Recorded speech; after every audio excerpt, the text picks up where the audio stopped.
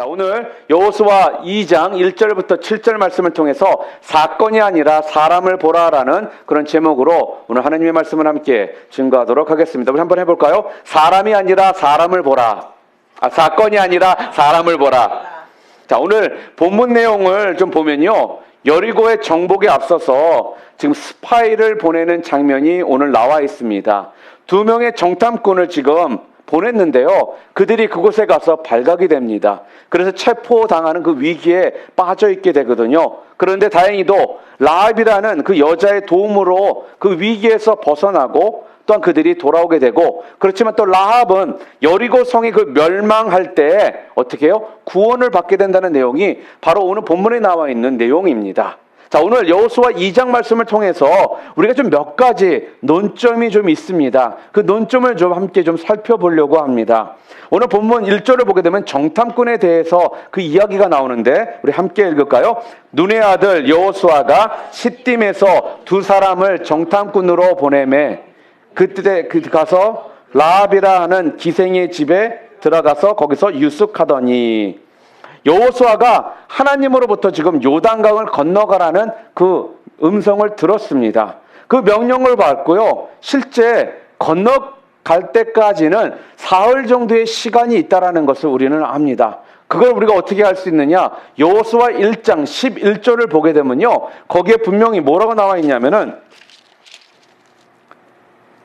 사흘 안에 너희가 요단을 건너 너희 하나님 여호와께서 너희에게 주사 차지하게 하시는 땅을 차지하기 위하여 들어갈 것임이니라, 이렇게 말씀을 합니다. 그러니까 지금 그들에게는 3일이라는 그 시간이 요단강을 건너서 그 땅을 정복하기 전까지 시간이 있었던 것입니다. 자, 그렇다면 여러분들에게 이러한 3일의 시간이 여러분들에게 주어진다라면은 여러분은 그 사흘 동안 무엇을 하시겠습니까? 좀 믿음이 있는 분들 같으면은 아마 이렇게 말씀하실 거예요.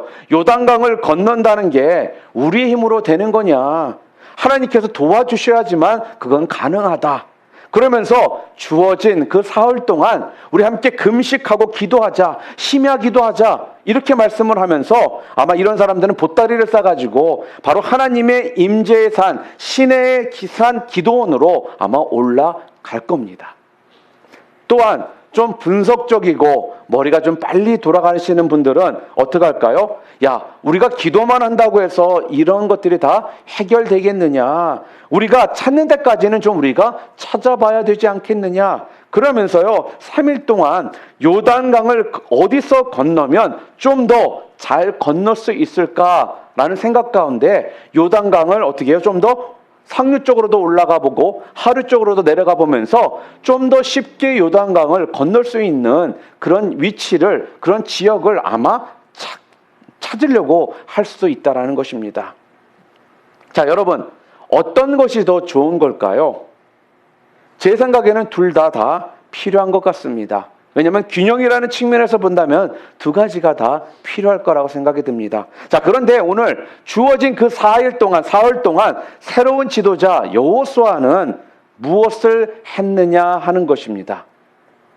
여호수아는요, 좋은 지점을 살펴본 것도 아니었습니다. 그렇죠? 또한 여호수아는요, 신의 산 기도원에 사람들을 이끌고 가서 금식 기도한 것도 아니었습니다. 그렇다고 해서 그냥 멍 때리고 그 자리에 그냥 가만히 주저앉아 있지도 않았다라는 거예요. 오늘 본문을 보니까 여호수아는 무엇을 했습니까? 여호수아가 뭘 했어요? 여호수아는 어떻게 해요? 믿을 만한 정탐꾼을 2사람을 세우더니 그들을 가나안 정복의 첫 교두보가 될 여리고 성에 그 사정을 좀 미리 알아보도록 그들을 몰래 보냈다라는 겁니다. 과연 여러분, 여호수아가 이렇게 믿음이 없어서 정탐꾼을 여리고 성에 보냈을까요? 아니면 여호수아가 두려움과 무서움 때문에 먼저 이렇게 스파이를 보낸 걸까요? 여기에서 우리는요, 2가지의 의문점이 생기게 됩니다. 첫째는요, 여호수아가 정탐꾼을 보낸 것이 과연 하나님의 지시에 의해서 보낸 것이냐, 아니면 자기의 그런 단독적인 결정에 의해서 보낸 것이냐, 하는 것이 첫 번째 의문입니다. 그리고 또 다른 하나는요, 이미 분명히 하나님께서는요, 가나안 땅을 주겠다라고 약속을 하셨습니다. 그렇죠? 자, 밟기만 하면 주겠다라고 했음에도 불구하고 굳이 이런 인간적인 방법을 통해서 여리고성을 정탐을 할 필요가 있었느냐 하는 겁니다. 이 두 가지에 대해서 우리가 좀 의문점이 생기더라는 거예요. 자, 우리가 이 두 가지의 의문점을 통해서 하나씩 좀 우리가 생각해 보는 시간을 가지려고 합니다. 첫 번째 뭐였어요? 정탐꾼을 보낸 것이 하나님의 명령에 의한 것이냐, 아니면 여호수아가 독단적으로 결정한 것이냐, 한번 생각을 해볼까요? 자, 오늘 성경을 우리가 쭉 보았습니다. 그리고 여호수아서 1장부터 지금 우리까지 계속적으로 우리가 읽어오고 있습니다. 여호수아를 계속적으로 읽으면서 눈을 씻고 찾아봐도요, 하나님께서는 여호수아에게 정탐꾼을 보내라, 007 스파이 작전을 좀 해라, 이러한 명령을 내리신 적이 성경에는 나와 있지 않더라는 거예요. 자, 그렇다면 이건 여호수아가 스스로 이런 판단을 하고 또한 명령을 한 것 같거든요. 그렇지 않습니까? 아무리 생각해봐도 우리는 가나안 사정을 너무나도 모르니까, 모르고선 가는 것보다 그냥 또 놀면 3일 동안 뭐 하겠느냐, 주어진 3일 동안 우리가 가나안 사정이라도 좀 알아보고, 아니면 여리고성의 사정이라도 좀 알아보면 좋지 않겠느냐, 이런 생각 가운데 정탐꾼을 지금 여리고로 보낸 것이라는 거예요. 결론적으로 보면요, 중간에 정탐꾼들이 잡혀서 죽을 뻔한 그 위기가 분명 있었지 않습니까? 그런데 결국 이 일로 인해서 어떠한 결과를 얻게 되었습니까? 바로 기생 라합을 건지는 기회가 되었다라는 거예요. 자, 그러면 여호수아가 하나님의 명령이 없이 리더의 판단에 따라서, 아니 이렇게 정탐꾼을 보낸 것이 잘한 것인가, 잘못한 것일까? 어떻게 생각하십니까? 결론적으로만 생각한다라면요, 잘한 것 같기도 합니다. 그렇잖아요? 기생 라합을 구원할 수 있는 기회가 되었으니까. 그런데 우리가 결론만 또한 볼 수는 없잖아요? 그럼 어떻습니까?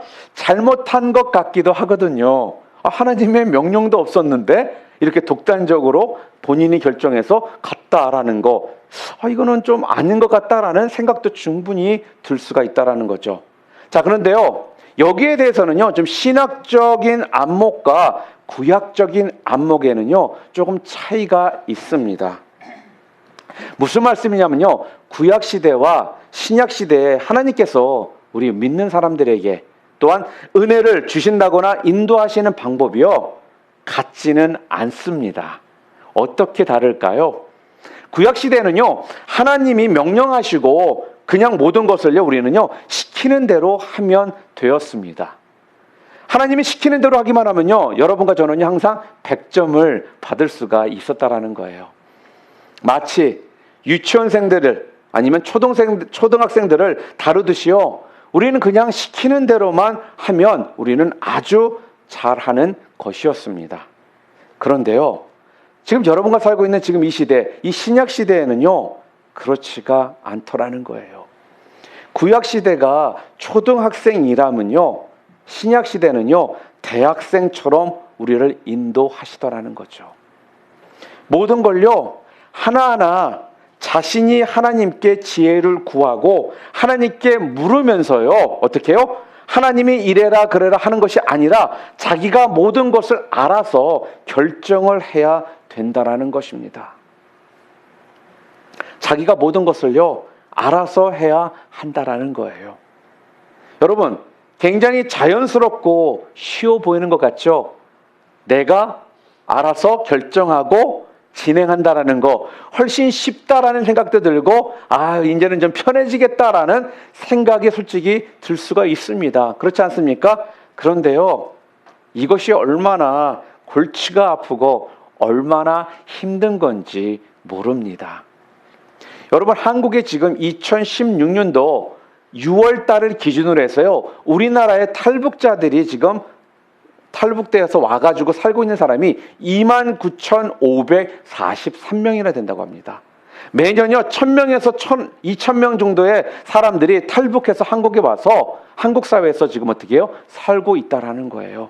근데 그 기록이 98년 후부터 나라에서 공식적으로 발표된 기록이지만 그 전에도 있긴 했지만 이렇게 공식적으로 발표된 그 데이터상으로 본다면 1,000명에서 2,000명이나 되는 많은 탈북자들이 지금 한국 사회에 와서 함께 살고 있습니다. 그래서 요즘에 한국 그러한 TV를 보면요, 예전에는 이 상상도 할 수 없는 일들이 벌어지고 있죠. 한국에서 탈북했던 사람들이 TV에 나와서 프로그램들 가운데 함께 참여하고 있더라는 거예요. 뭐 한국의 뭐 남남북녀 이런 채널도 있고요. 한마디로 남쪽의 남자와 북쪽의 여자가 함께 리얼리티 TV 쇼를 하는 거예요. 부부처럼 하면서 이런 쇼도 나오고 뭐 토크쇼도 나오고, 북한에서 탈북했던 사람들이 한국에 와서 이렇게 이제 TV나 이런 데 나와서 프로그램에 함께 참여하는 모습들을 우리가 많이 볼 수 있거든요. 그런데 그런 사람들이 TV에 나와서 가끔씩 그런 대화를 하다 보면요, 이런 이야기들을 그들이 합니다. 뭐라고 말하냐면요, 한국에 와서 보니까 한국 사회는요 너무너무 복잡하다라는 거예요. 그래도 옛날에 자기네들이 북한에 있을 때는요, 북한에서는 그냥 시키는 대로 하면 되고, 또한 어떻게 해요? 배급도 다 해주니까 솔직히 말해서 모든 걸 자기가 알아서 할 필요가 없었다라는 것입니다. 그래서 북한에서 오신 분들이요, 한국 사회에 오셔가지고 사회에 적응할 때 가장 어려운 것이 이러한 마인드가 아직까지 남아있어서 굳이 내가 그렇게 열심히 해야 되고 복잡하게 살려고 하는 이런 마인드가 없으니까 그냥 할 수 있는 최소의 그 모습만 가진 채 일들을 하기 때문에 그들이 사회생활을 할 때 어려움을 겪는 그런 이유가 된다라는 것을 그런 그쪽에서 지금 사업을 하시는 그런 목사님들이나 그 관련된 분들이 이야기를 하실 때 하는 이야기들을 제가 참 많이 들었다라는 겁니다. 뭐예요? 한국 사회에 오니까 이제는 자유라는 것이 주어지면서 자기가 모든 것을 선택하고 결정해야 되는데, 예전에는 그것이 좋다라고 생각했는데 막상 와보니까 그것이 너무나도 복잡하고 머리가 아프다라는 거죠. 골치가 많이 아프다라고 그들이 그렇게 이야기를 했습니다. 또한 어떻습니까? 직장 생활을 하신다든지 밖에서 하루 종일 일하시는 분들 가운데 가장 고민이 되는 게 뭐가 있을까요? 뭐가 가장 고민이 되죠? 점심시간에 뭐 먹을까? 이게요, 여러분, 생각처럼 간단치가 않습니다. 밖에서 뭔가를 먹어야 되는데 매번 뭘 사 먹는다는 것이, 그 메뉴를 선택한다는 것이 굉장히 골치가 아파요. 그래서 어느 때는 그냥 주는 거 그냥 가지고 다니면서 먹는 게 속 편했다라고 생각할 때가 있다라는 것입니다. 오늘 점심에 내가 또 뭘 먹어야지? 진짜 이것만큼 골치 아픈 일이 없다라는 거죠. 또 저 같은 경우는요, 특별하게 좋아하는 것보다 저는 모든 걸 다 잘 먹는 편입니다. 그렇기 때문에 저는 주면 주는 대로 그냥 군말 없이 먹는 스타일이거든요. 그런데요, 내가 뭔가를 자꾸 선택해서 먹어야 된다는 게, 그게 솔직하게 어느 때는 힘들어요. 그래서 저희 아내에게 저는 이렇게 도시락을 이렇게 싸달라고 하거든요, 주로. 그러면요, 항상 물어, 뭐 먹고 싶냐요, 저한테요. 그래, 그냥 아무거나. 그냥 아무거나 싸달라고 그래요. 그럼 그게 너무너무 자기한테는 스트레스가 된대요. 차라리 뭘 먹고 싶다. 차라리 그러면 내가 할 수 있으면 할 수 있다. 못하면 못한다. 차라리 이러면 되는데 그냥 아무거나 싸달라고 그러니까 그게 본인한테는 굉장히 스트레스가 된다라고 이야기를 하더라고요. 여러분, 이렇게 뭔가를 내가 결정하고 나가는 것이요, 편하고 좋은 것 같지만 어느 때는 굉장히 골치가 아프고요, 어느 때는 그냥 신경 쓰기가 싫을 때가 있습니다. 그래서 여러분, 주부들이 가정에서 많이 힘들다고 하는 이유가 뭔지 아세요? 오늘은 도대체 또 무슨 반찬을 해서 먹을까? 이게 골치가 아프다고 하는 이야기가 바로 이런 이유 때문에 그런 것입니다. 내가 선택하고 또한 판단해야 한다는 것, 그게 참 어렵더라는 겁니다. 그래서 어떤 분들은요, 신앙생활을 하시면서 자신이 구약시대에 살았으면 좋았을 것, 이렇게 말씀하시는 분들이 계세요. 왜요? 구약시대는 하나님께서 말씀하시는 대로 그 말씀대로 그냥 따라가면, 어린애처럼 순종하고 따라가기만 하면 됐거든요. 그런데 지금 이 시대는 그렇지가 않으니까 너무나 머리도 아프고 골치가 아프다라면서 차라리 자신은 구약시대처럼 살았으면 더 좋았을 걸, 이렇게 말씀하시는 분들도 있습니다. 그 이유가 다른 것이 아니라는 거예요. 여호와께서 가라사대, 구약 시대에는 주로 성경에 보면 여호와께서 가라사대 이렇게 예언적인 말씀과 선포의 말씀을 통해서 우리들이 해야 될 일들을 하나님께서 분명히 가르쳐 주시는 하나님의 모습이 구약에는 많이 나오거든요. 그러니까 어떻게 보면 굉장히 간단합니다. 그리고 편해요. 구름 기둥, 불 기둥 그냥 따라만 가면 되거든요. 내가 어떤 면에서는 신경 쓸 필요 없이 하나님이 보여주시는 대로 그냥 시키시는 대로 따라만 가면 되었기 때문에 그것이 더 쉽다라고 느끼게 된다라는 거죠. 그런데 여러분과 제가 살고 있는 이 시대, 신약 시대에는요, 여호와께서 가라사대 이런 게 없어요. 뭐예요? 네가 알아서 하나님의 뜻도 찾고 그리고 판단해서 잘 해봐라. 그렇게 말씀하시거든요. 그리고 기도하면서 순간순간 하나님의 뜻을 찾은 후에 행하라. 그것이 지금 이 시대를 살고 있는 여러분과 저를 통해서 하나님께서 더 원하시는 모습이라는 거예요. 하나님이요, 하나님의 뜻을 말씀해 주시는 것이 아니라요, 숨은 그림 찾기처럼요, 어떻게 해요? 하나님의 뜻을요, 여러분과 제가 세심하게 찾아 나가기를 더 원하시는 것이 바로 신약 시대라는 겁니다. 여러분, 내가 알아서 한다라는 거 얼마나 막연합니까? 그렇죠? 알아서 하는데요, 또 책임도 누가 져야 돼요? 내가 져야 돼요. 또 그래서 또 아무것도 안 하면 아무 축복도 없을 것 같고 막 그런 생각들 들지 않으십니까? 신약 시대에 살아가는 우리에게 그래서 뭐예요? 구약 시대처럼 하나님께서는 일일이 여호와께서 가라사대 이러시면서 이래라 저래라 하나님께서 우리를 시키질 않으신다라는 겁니다. 제가 청년 사역을 오래 하면서 가장 많이 이제 청년들한테 듣는 질문이 뭐냐면요, 목사님, 이 자매인가요? 저 형제인가요? 이런 질문을 저한테 참 많이 해요. 그럼 제가 뭐라고 대답하겠습니까? 가끔씩 두 사람이 있는데 둘 중에 누가 더 맞죠? 저한테요? 이렇게 질문을 해요. 제가 무슨 점쟁이도 아니고 저한테 그걸 물어보면 제가 뭐라고 얘기했어요? 기도하면서 찾아 나가라고 그 이야기를 할 수밖에 없습니다. 제가 그래서 잘하는 말이 좀 기도 좀 해봐. Pray about it. 제가 그렇게 이야기하거든요. 여러분, 뭐예요? 구약시대처럼 기도해봤더니 하나님이 이 형제래, 이 자매래, 이런 일이 여러분이 생각하는 것처럼 없다라는 겁니다. 이 시대는요, 하나님께서 여러분과 제가 기도하면서 하나님께 더욱더 가까이 나아가면서 그 안에서 깊은 관계를 통해서 하나씩 찾아 나가기를 원하시지, 구약시대처럼 이 자매야 저 자매야 이런 사람 이렇게 말씀하지 않는다라는 거예요. 혹시라도 그렇게 말하는 사람이 있습니까? 하나님이 응답하셨는데 이 형제나 내가 결혼해야 된대요, 이랬다라면 그 사람은 분명 거짓말하는 겁니다. 그 사람에게 해줄 말은 딱 한 가지 했어요. 사탄아 물러가라, 이 말 해줘야 되는 거예요. 여러분, 하나님은 그렇게 말씀 안 하세요. 여러분, 너무나 우리는 착각을 합니다. 하나님의 음성 들으면 재거나 네가 이렇게 할지어다 이런 걸 자꾸 기대하는 우리들이 있거든요. 그런데 하나님은 그렇게 역사하지 않으신다라는 거예요. 하나님은요, 신약 시대를 살아가는 우리들에게요 주시는 말씀이 뭐냐면요, 알아서 좀 잘해봐, 그렇게 말씀하십니다. 여러분, 무슨 말이냐? 이제 좀 철들어서 니네가 좀 생각해서 판단할 수 있는 그 정도 되지 않겠느냐? 이제 니네들이 기도하고 그 뜻을 구하면서 그 가운데에서 하나님의 음성 듣고 결정하고 나아가라는 거예요. 언제까지 오른쪽으로 가, 왼쪽으로 가, 이런 식으로 하나님께서 어린애 다루듯이 여러분에게 하질 않으시겠다라는 것이죠. 그래서 알아서 잘하는 사람들은요, 무슨 말이에요? 복을 받을 수밖에 없는 것이고요. 알아서 잘해야 되는데 하나님 뜻도 구하지 않고 농땡이 피우고 있는 사람들은요, 하나님 복 못 받게 되는 것이 바로 그 이유라는 것이에요. 자, 그렇다면 우리에게 좀 고민이 생기죠. 하나님께서는 이제부터는 여호와 가라사대 이런 식으로 우리들에게 말씀하지 않으시고 자꾸 우리가 하나님께 기도하고 그 뜻을 알아가면서 그 안에서 찾고 나아가기를 원하시는 하나님이라는 걸 분명히 우리가 알았지 않습니까? 그런데 고민이 있잖아요. 뭐예요? 그렇다면 어떻게 우리가 하나님의 뜻을 찾을 수 있느냐는 거예요.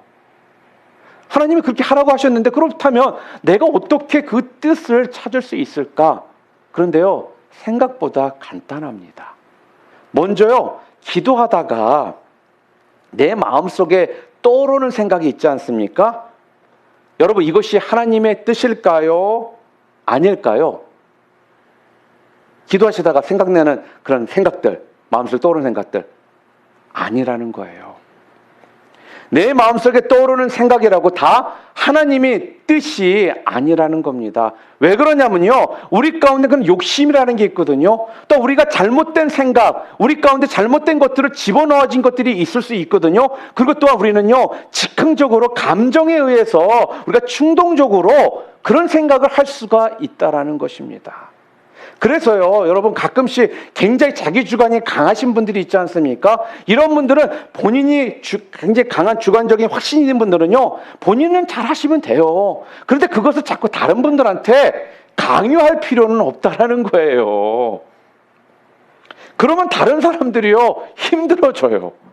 여러분, 때로는 리더가 자기 확신인데 이게 하나님의 뜻이라 그러면서 거기에 안 따르는 사람들에게 대해서 무조건 그들이 믿음 없는 사람이라고 이렇게 말할 수가 없다라는 것입니다. 그건 잘못된 것이라는 거예요. 여러분, 기도하다가 내 마음속에 떠오르는 생각 중에 하나님의 뜻이 아닌 것을요, 여러분들이 그냥 막 밀어붙일 때는요, 여러분 마음 가운데 기쁨이 있을까요? 없을까요? 기쁨이 없습니다. 그래서 내 마음속에요, 이것을 기쁨으로 하느냐 억지로 하느냐, 이것이 아주 중요한 우리 신앙의 바로미터라는 거예요. 뭐요? 잣대가 된다라는 것입니다. 여러분, 아무리 좋은 일이라 할지라도요, 억지로 하는 일은 솔직히 좋지가 않습니다.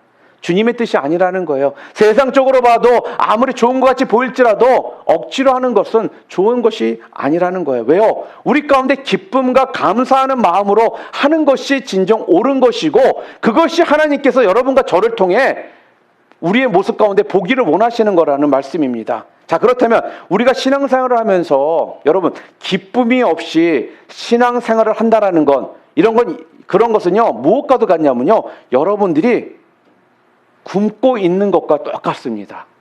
만약에 여러분들이 신앙생활 하면서 기쁨이 없는 신앙생활 하잖아요. 여러분은 굶고 있는 것과 똑같다라는 거예요. 무슨 말이냐면요, 기쁨이 없이 한 달 교회를 다니면요, 여러분 교회 왔지만 여러분은 굶고 있는 거예요. 기쁨이 없이 1년을 교회를 여러분들이 다녔다라면요, 여러분은 1년 동안 굶으신 거라는 겁니다. 2년을 기쁨 없이 여러분들이 교회를 오셨다라면요, 여러분은요, 병이 생긴 겁니다. 여러분, 가끔씩 우리가 이런 말 듣죠. 불면증이라든지 소화불량이라든지 이런 이야기를 많이 듣습니다. 그래서 그런 분들이 병원에 가서 의사를 만나잖아요. 그럼 많은 경우 의사가 뭐라고 처방을 내느냐? 신경성입니다라는 이야기를 꼭 합니다. 여러분, 신경성이라는 게 뭘까요? 신경성이라는 게 여러분 뭔지 아십니까? 신경성이라는 걸 체크해 보면 다른 것이 아니에요. 병이 없는데, 병을 발견할 수가 없는데 자꾸 증세가 나타나는 것이 여러분 신경성이에요. 여러분, 왜 그렇습니까? 기쁨이 없이 신앙생활을 해서 그렇다라는 것입니다. 사랑하는 성도 여러분, 혹시라도 여러분 가운데 신경성이 있다라면 여러분 오늘 당장 회개하셔야 돼요. 또 하나, 내가 생각하고 있는 것이 하나님의 뜻인지 아닌지 알 수 있는 방법이 뭐냐? 뭘까요? 하나님의 뜻인지 아닌지 알 수 있는 방법, 다른 것이 아니라는 겁니다. 형통하는 길이 열린다라는 거예요. 우리가 기도하면서 생각하는 것을요, 이렇게 해 나가다 보면요, 하나님이 기뻐하시는 일이라면요, 오늘 본문에 나와 있는 것처럼요, 뭐예요? 기대하지 않은 라합이라는 사람을 통해 그들이 도움을 받게 된다라는 것입니다. 뭔가 하나님께서 예비해 놓으셨다라는 것을 알려주신다라는 거예요. 준비해 놓은 사람이 있다든지 그런 것을 알게 해 주신다라는 겁니다. 이것이 하나님이 기뻐하시는지 하나님의 뜻인지를 알 수 있도록. 무슨 말이에요? 이렇게 하나님께서 왠지 형통한 길을 우리들에게 열어주신다라는 거죠. 그러면서 깨닫는 것입니다. 무엇을요? 아, 이게 주님의 분명한 뜻이었구나. 하나님의 인도하심이었구나. 그래서 여러분 어떤 일을 하는데요, 하나님의 뜻인 줄 알고 시작을 했습니다. 그런데 자꾸 어려운 장애물들이 자꾸 여러분 생기고요, 길이 자꾸 막히잖아요. 그러면 절대로 여러분 무리하게 그 일들을 추진하지 마시기를 바랍니다. 구약시대에 분명 하나님의 뜻은요, 단답형이었습니다. 쉬웠어요. 딱 답이 나와 있거든요. 그래서 그냥 막 열심히 어떻게 해요? 외워서 쓰면 되었던 시대가 구약 시대였습니다. 그런데요, 신약 시대 때는요, 단답형이 아니라 어떤 모습이냐? 논술형이라는 거예요. 굉장히 어렵죠?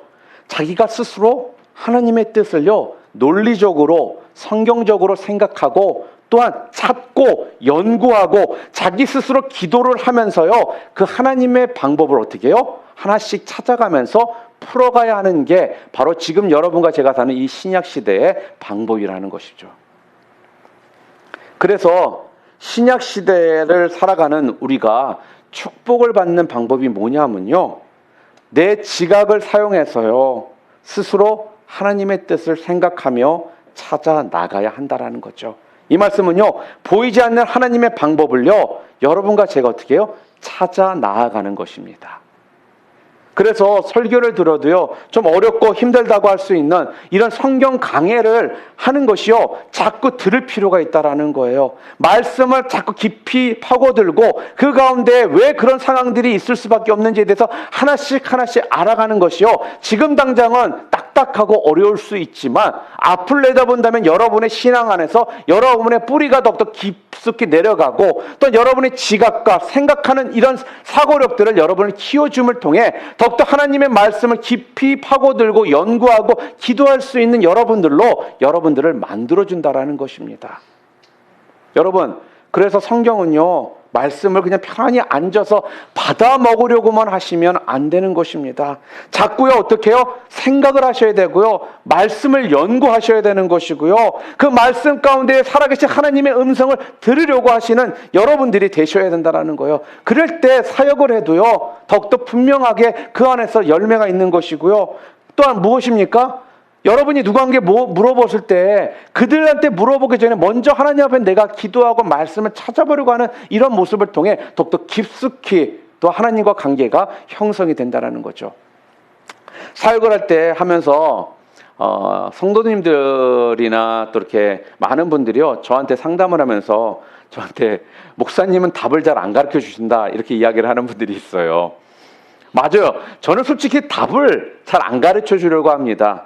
다른 것이 아니라 뭐 답을 몰랐을 때도 있고 또 답을 알지만 안 가르쳐 주는 이유는 뭐냐면요, 본인들이 자신들이요 스스로 어떻게 해요? 씨름을 하면서 그 안에서 찾아가셔야지 그것을 하나님께서 원하신다는 걸 내가 알고 있기 때문에 구약시대처럼 그냥 답 줘버리고 끝내는 것이 아니라 우리 성도님들이 그 안에서 하나님과 씨름 가운데 훈련되어지고 그 가운데에서 하나님을 더욱더 깊이 만날 수 있는 그 기회를 제가 뺏고 싶지 않기 때문에 그렇다라는 거예요. 난 주님의 뜻 모르겠다 그러면서 그냥 주저앉아서 그냥 하늘만 쳐다보고 있는 사람이 아니라 비록 잘 모르지만 무엇이에요? 주님의 뜻을 열심히 찾고 또 찾으며 씨름하며 나가는 사람들을요, 성령님께서는 그들을 도와주실 것이고요, 또한 결국 그들을 축복해 주실 줄 저는 믿습니다. 여러분, 잘못 찾으면 어떻게 합니까? 라는 이런 질문을 하시는데요, 괜찮습니다. 여러분, 틀리셔도 괜찮아요. 그 틀린 부분이 있어야지만 그 다음 단계로 갈 수가 있거든요. 그 틀린다는 것에 대해서 여러분 너무 부담 갖지 마시고요, 그 틀림을 통해서 어떻게 해요? 계속적으로 그 틀리고 나서 또 찾는 모습을 통해서 여러분들이 훈련되어져야 되는 여러분이 되셔야 된다는 거죠. 또 한 가지 우리가 생각하게 되고 궁금한 것이 뭐냐면요, 오늘 본문을 통해 이미 하나님께서 분명히 가나안 땅을 주시겠다라고 약속을 하셨습니다. 그렇죠? 밟기만 하면 다 주시겠다라고 했는데도 불구하고 아니 왜 여호수아는 이런 인간적인 방법을 써서 여리고성을 정탐하려고 했느냐 하는 것입니다. 과연 믿음이 없어서 여리고성에 정탐꾼을 보낸 걸까요? 특히 여호수아가 가나안 땅에 정탐꾼을 보냈다라는 건요, 여러분이 잘 알고 있는 것처럼 벌써 모세가 이미 실패를 했던 방법 아니겠습니까? 이미 실패를 했던 방법이라는 거예요. 모세도 가나안 땅에 들어가기 전에요, 각 지파에서 한 사람씩을 선택해서 12명의 정탐꾼을 가나안 땅에 보냈더니 그 중에 10명이 와서 나 뱉으십시오. 나는 절대로 그 땅에 못 들어가겠습니다. 이렇게 주님 앞에서 죄를 범함을 통해 그들이 가나안 땅을 코앞에 두고 어떻게 돼요? 40년이라는 시간을 광야로 다시 시간을 보내야 되는 이런 결과를 그들이 맛봤다라는 거예요. 분명 이렇게 여호수아도요, 모세가 실패했던 방법인 것을 분명히 알고 있었음에도 불구하고, 아니 믿음으로 나가면 되지, 약속해 주신 땅인데 왜 무슨 정보를 더 얻으려고 이렇게 했느냐, 이건 불신앙 아니겠느냐, 이렇게 말할 수 있다라는 겁니다. 여러분은 어떻게 생각하십니까? 불신앙입니까? 여러분 상식적으로요, 잘 들으세요. 믿음의 사람들도요, 정보가 필요합니다. 설교하는 분들 가운데 나는 책도 안 보고 성경책도 제대로 안 읽고 그냥 직통계시를 통해 말씀을 선포한다, 이걸 자랑하시는 분들이 가끔 있습니다. 제가 그런 분들을 이렇게 좀 저기 하려고 하는 말이 아니라 굉장히 위험한 생각이라는 거예요, 여러분. 너무 직통계시에 여러분 목숨 거는 이런 신앙생활, 여러분 위험합니다.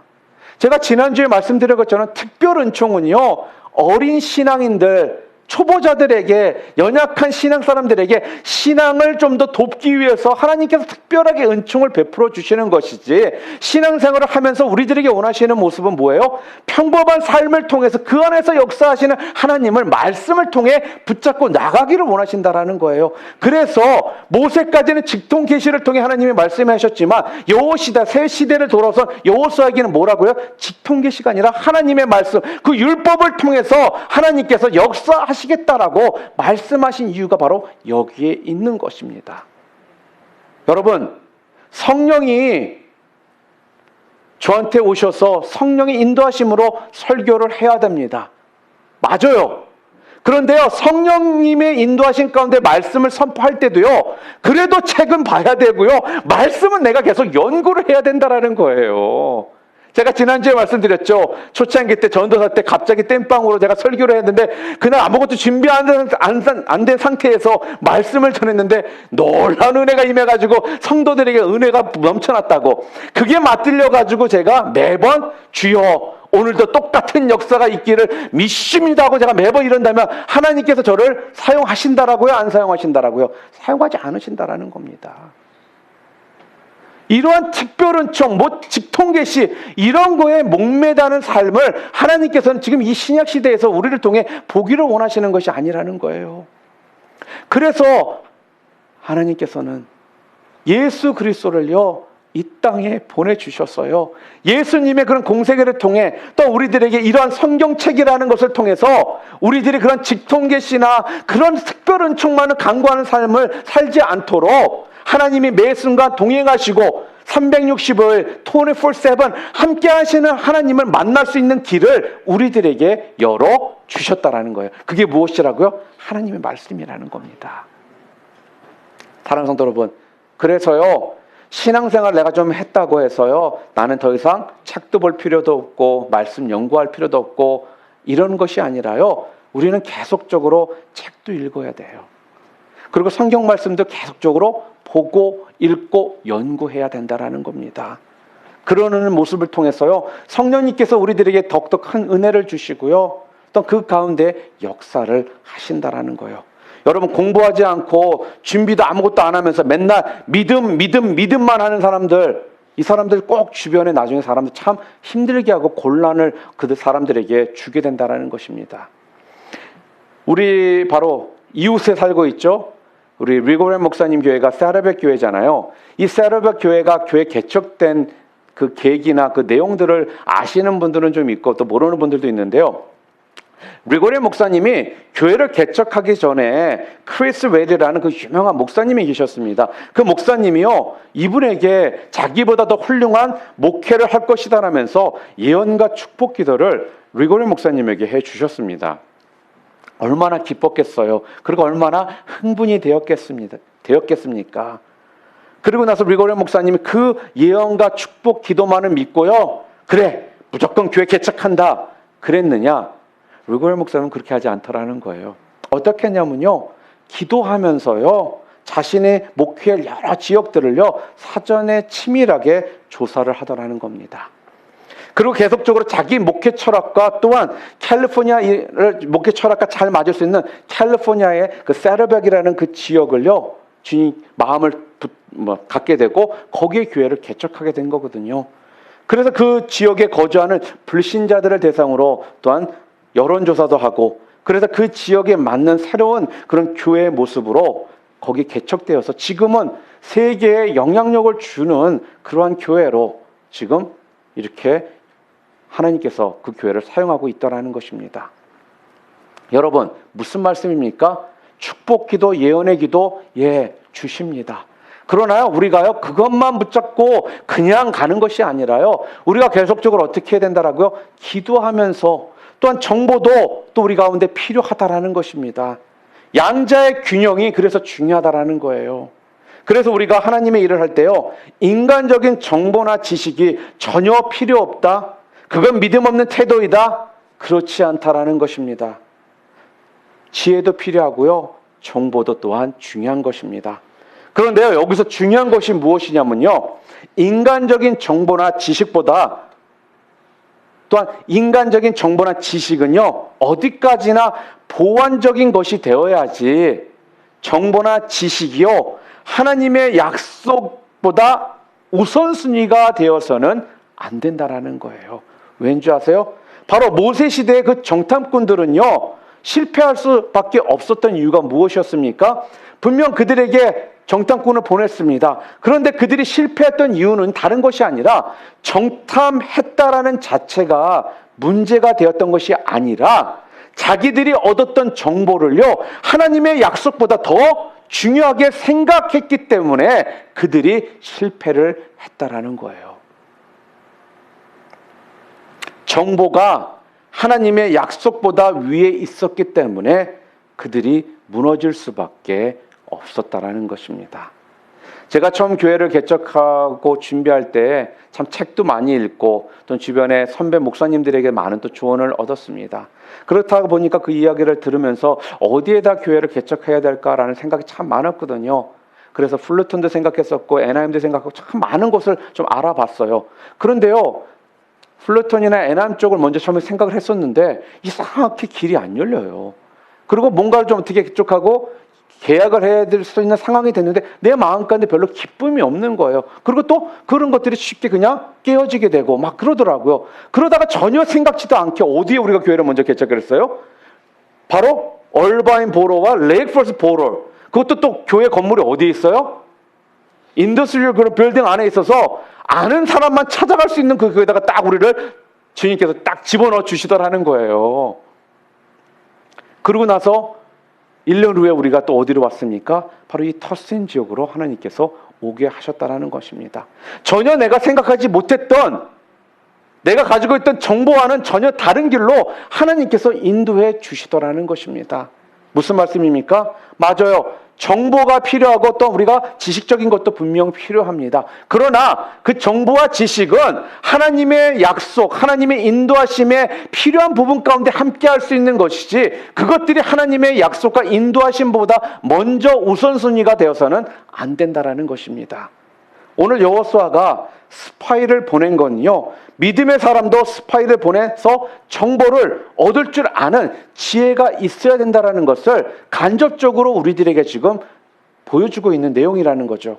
그런데 스파이의 정보만 믿고 움직이는 것이 아니라 뭐예요? 하나님의 약속의 말씀을 믿고 움직이는 것이 더 중요하다는 것입니다. 사랑하는 성도 여러분, 믿음이라는 명목하에 여러분 이성을 마비시키는 것은 위험합니다. 또한 하나님의 약속보다 자기의 정보와 지식과 경험이 우선이 되면 또한 위험하다는 것입니다. 그렇기 때문에 우리는요, 이 둘의 균형이 잘 이루어져 있는 믿음이 우리 가운데 그래서 필요하다는 것입니다. 마지막으로 한 가지 더 간단하게 오늘 본문 말씀을 통해서 살펴본다면요, 정탐꾼을 보낸 진정한 목적이 뭐냐 하는 것입니다. 정탐꾼을 보낸 진정한 목적이 무엇이라고 여러분은 생각하십니까? 바로 라합의 구원에 있었습니다. 여호수아의 입장에서 본다면은 정탐꾼을 보낸 것은요, 솔직하게 말해서 단지 조금의 그러한 정보를 좀 알고 싶어서 보낸 것입니다. 그렇지 않습니까? 그런데요, 라합의 입장에서 본다면요, 라합의 구원이 목적이었던 것이에요. 그렇지 않습니까? 오늘 본문을 보면 사람의 계획, 그 이면에 하나님의 그런 섭리하심이 함께하고 있다는 것을 우리가 알 수 있다는 거죠. 무슨 말씀입니까? 여리고의 그 정탐꾼을 보낸 것은 여호수아가 보낸 것은 맞지만 하나님께서 여리고 성에 작은 믿음을 가지고 있었던 한 여인, 그 라합을 구원하시기 위해서, 그를 건져내시기 위해서 뭐예요? 여호수아의 그 마음을 하나님께서 감동시키셨다라는 거예요. 구원받은 사람의 입장에서 본다면요, 하나님은요, 한 사람을 구원하시기 위해서 많은 수많은 엑스트라를 하나님께서 사용하신다라는 거죠. 여러분, 각자 한 사람 한 사람을 하나님께서 구원하시기 위해서요, 하나님께서 얼마나 많은 그 엑스트라를 여러분의 삶 가운데 보내셨는지 여러분은 그걸 분명 아셔야 한다라는 거예요. 모든 사건의 배후에는요, 그래서 누가 있다라고요? 바로 하나님이 계시더라는 겁니다. 하나님이 역사하시고 있더라는 것입니다. 여기서 우리에게 주는 중요한 교훈이 무엇이냐? 그게 무엇이냐면요, 우리 눈에 보이는 큰 사건들 중요하다라고 우리는 분명 생각할 것입니다. 그렇지 않아요? 여리고 정복을 앞두고 있으니까 여리고 정복이 큰 사건 아니겠습니까? 그리고 가나안 정복, 요단강을 건너는 것, 이런 것들이 굉장히 중요하게 우리 가운데는 분명 느껴질 수밖에 없는 것입니다. 그런데 하나님께는 뭐가 더 중요했느냐?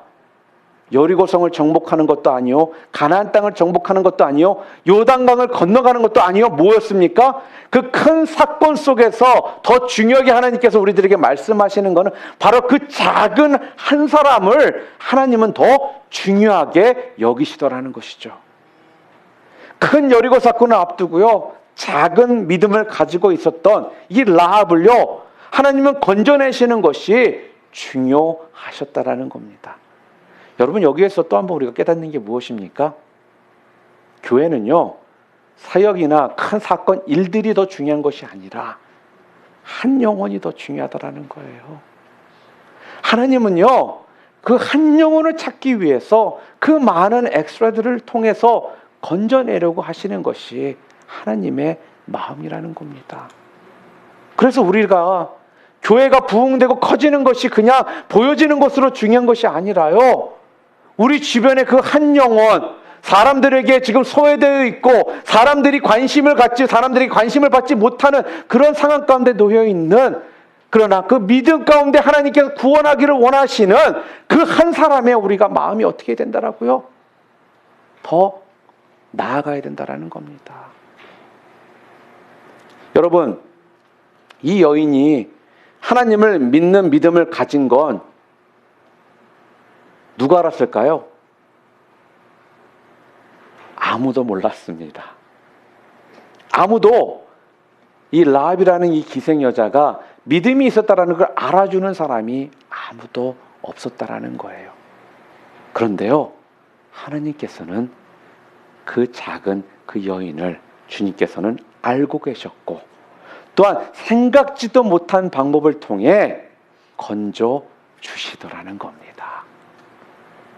사랑하는 성도 여러분, 그래서 우리도요, 큰 일보다, 큰 사역보다, 교회가 커지는 것보다 더 중요한 게 무엇이냐, 더 관심을 가져야 되는 것이 무엇이냐면요, 바로 교회 일보다는 사람을 잃어버리면 진정 우리는 다 잃어버리는 것이기 때문에 무엇입니까? 그 한 사람, 그 작은 한 사람을 바라보는 것이라는 거예요. 말씀을 정리하도록 하겠습니다. 어떻게 하나님의 뜻을 우리가 찾을 수 있다라고요?